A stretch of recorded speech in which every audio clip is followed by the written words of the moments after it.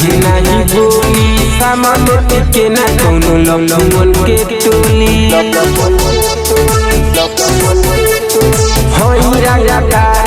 केहू नहीं बोली सामान के ना कौनो लौंगन के टोली जे बोलेला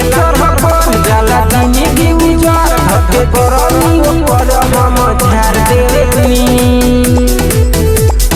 खेलो हम सारा बिगाड़ देनी नर में बोली सीधे मार देनी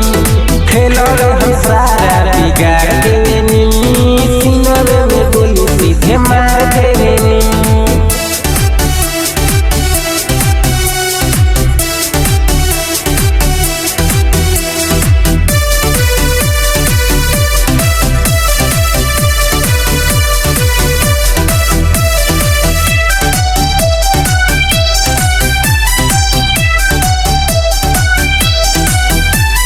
करे बाबा मासी देखावे हमसे तेवर निमित्त में गरम पतनी ऊपर नेवर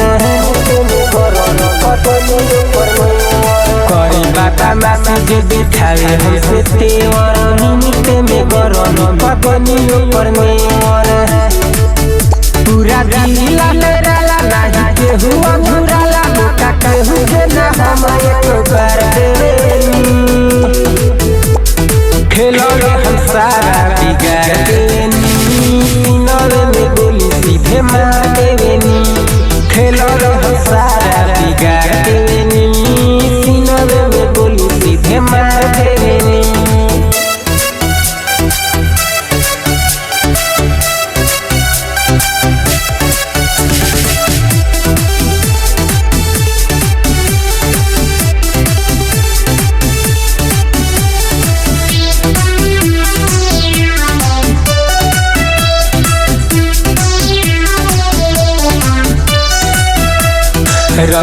हिला पूरा गाँव शहर के परी रंगा गाड़ी खुला दिने दोपहर के